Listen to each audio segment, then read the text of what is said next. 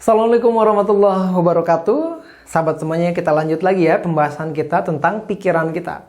Nah, sebelumnya, di video sebelumnya kita sudah mempelajari bahwa pikiran kita terbagi dua, sadar dan bawah sadar. Nah, pikiran sadar itu kan cuma 12% ya, bawah sadar itu 88%. Dan bawah sadar inilah program otomatis yang berjalan begitu aja. Dan aktivitas di bawah sadar ini itu 88% berpengaruh pada diri kita gitu ya. Jadi aktivitas diri kita itu dipengaruhi oleh pikiran bawah sadar. Nah, apa aja sih program otomatis yang ada di pikiran bawah sadar itu? Nah, ini terbagi menjadi 4. Saya bagi 4 saja yang paling utama. Yang pertama, yaitu berkaitan dengan bioritme tubuh.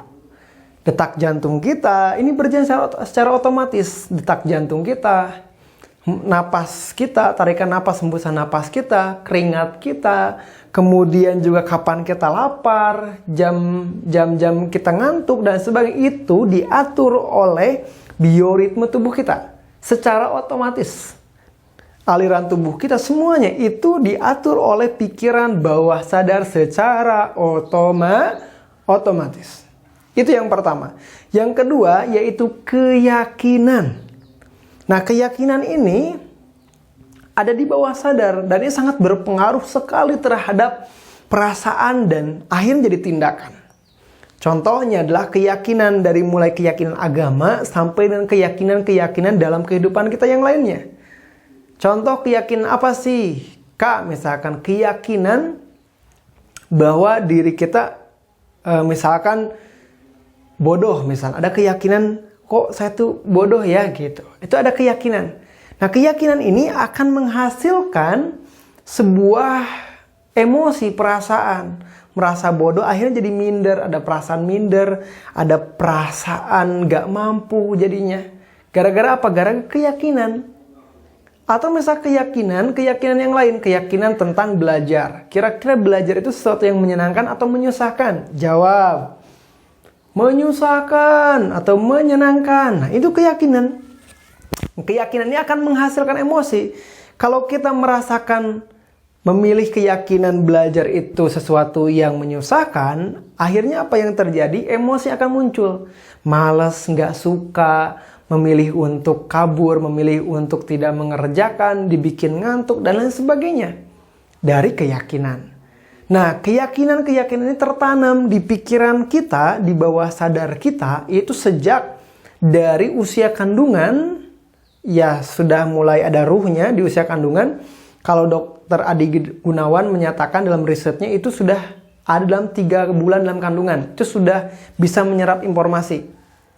Sampai dengan pola didik, kemudian juga kejadian-kejadian atau keyakinan yang kita yakini.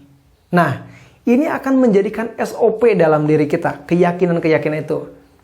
Atau misalkan keyakinan, kok saya tuh ya merasa tidak berharga gitu dibandingkan dengan kakak-kakak saya. Mungkin karena orang tua kita suatu ketika misalkan lebih condong pada kakak kita. Padahal bisa jadi orang tua kita punya pertimbangan. Nah, akhirnya kita meyakini, oh ternyata saya tuh tidak berharga. Saya tuh dipilih kasih oleh ibu saya. Akhirnya itu menjadikan emosi, perasaan. Nah, inilah yang jadi program. Kalau ada perasaan itu, apa yang terjadi tatkala kita berkumpul dengan keluarga, perasaan itu bisa muncul. Rasain aja, emosinya akan muncul, terasa sekali. Nah, gitu. Keyakinan-keyakinan itu jadi SOP pikiran. Saya akan marah kalau ini. Ada keyakinannya. Saya sedih kalau ini. Itu ada keyakinan-keyakinan yang tertanam. Itu jadi program otomatis. Contoh keyakinan apalagi? Contoh keyakinan tentang jatuh cinta. Nah, secara tidak langsung dalam pikiran kita tuh ada SOP jatuh cinta. Saya jatuh cinta kalau ini ada programnya. Kalau saya menemukan laki-laki, misalnya dia seorang perempuan, laki-laki yang ganteng, kemudian soleh, kemudian penyayang, dan juga penyabar.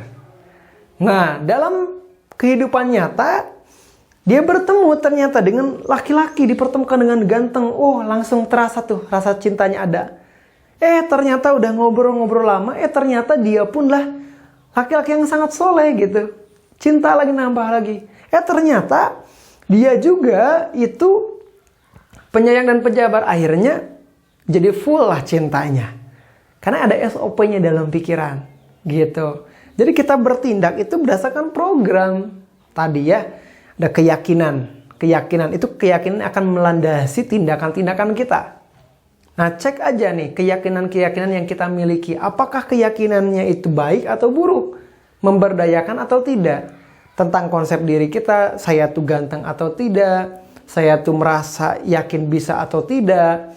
Nah, yang positif-positif ini akan menciptakan diri kita yang positif. Yang positif akan menghasilkan emosi. Ini yang ketiga, emosi, perasaan. Hasil dari keyakinan akan menghasilkan perasaan, emosi, bahagia, kemudian juga cerdas, atau misalkan emosi senang, mohon maaf ya, senang, atau emosi-emosi yang lainnya, sedih, kecewa, dan lain sebagainya. Tergantung dari keyakinannya, ada SOP-nya. Nah, kita bisa rubah SOP dalam diri kita. Bisa dirubah. Asalkan tahu caranya. Dengan apa? Ya ubah bawah sadarnya. Diubah nih SOP-nya. Awalnya kita misalkan gak pede maju di depan banyak orang karena merasa malu. Malu diliatin karena dulu pernah gagal. Ya kita bisa rubah SOP di dalam diri kita. Saya memaafkan masa lalu dan saya adalah pribadi yang percaya diri. Kita bisa rubah SOP-nya. Asalkan tahu caranya. Makanya kita belajar bagaimana cara merubahnya. Kemudian yang keempatnya, yang tadi emosi, yang ketiga, yang keempatnya adalah itu berkaitan dengan kebiasaan. Kebiasaan baik dan kebiasaan buruk serta kebiasaan refleks. Kalau bersin biasanya kita nutup mulut kita gitu. Dan kebiasaan-kebiasaan lainnya. Kebiasaan bangun tidur, kemudian kebiasaan disiplin, kebiasaan yang lainnya itu bisa dibangun. Kita bisa menciptakan. Makanya, kalau kita pengen rubah hidup kita, maka rubahlah pikiran bawah sadarnya, programnya. Kalau kita pengen merubah sifat kita, perilaku kita, karakter kita, maka ubah pikiran bawah sadarnya. Karena disitulah programnya. Makanya, kita akan susah kalau kita merubah dengan pikiran sadar. Contoh, kita tahu berbicara di depan banyak orang itu ada sesuatu yang bagus gitu, menguntungkan. Tapi kenapa susah maju ke depan? Kita udah motivasi bisa. Pas maju ke depan, grogi lagi, takut lagi gitu ya. Atau deg-degan lagi, ngeblank lagi. Kenapa? Karena ada di pikiran bawah sadarnya yang 88% itu. Maka kita harus merubah bawah sadarnya. Bukan cuma pikiran sadar. Paham? Paham ya? Jadi yang harus kita rubah pikiran sadar atau bawah sadar? Bawah sadarnya. Jadi kalau dua program bertentangan, mohon maaf kalau ada dua pikiran bertentangan, sadar dan bawah sadar, mana yang menang? Bawah sadar. Kenapa? Karena 88%. Siap? Maka kita harus bisa belajar gimana caranya untuk menanamkan programnya dalam pikiran kita. Merubah program lama dan mengganti dengan program yang baru. Atau memasukkan program ke pikiran bawah sadar kita. Layaknya gini deh teman-teman semuanya. Kita nih pengen WA-an. Di handphone kita nggak ada aplikasi WhatsApp-nya. Apa yang akan kita lakukan? Yes, yang kita lakukan adalah harus install dulu WhatsApp-nya. Betul ya? Programnya. Begitupun dengan diri kita nggak punya program PD, ya udah kita harus instalkan program PD. Kita nggak punya nih program rajin belajar, makanya malas terus. Kita instalkan program rajin belajar. Kita pengen nih program untuk cerdas, ya kita instalkan. Pengen nih lepas daripada kecanduan gadget, misalnya kita instalkan dalam pikiran kita di bawah sadarnya. Siap teman-teman semuanya? Instalkan di pikiran bawah sadarnya.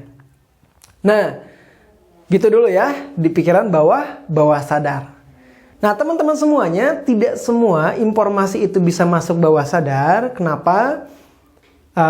Kita tidak bisa semudah untuk memasukkan ke dalam pikiran bawah sadar? Ada caranya. Kenapa ada caranya? Karena antara pikiran sadar dan bawah sadar, perhatikan pikiran sadar dan bawah sadar, itu ada namanya gerbang critical area, faktor pembatas. Jadi kata-kata dari orang lain itu tidak bisa masuk. Misal kamu cerdas, oh tuh nggak bisa masuk dengan cepat. Karena apa? Karena ada gerbang pembatasnya atau pikiran atau critical area. Maka dari itu kita butuh, nih perhatikan, kita butuh cara untuk bisa membuka gerbang critical areanya dan memasukkan programnya ke dalam pikiran bawah sadar.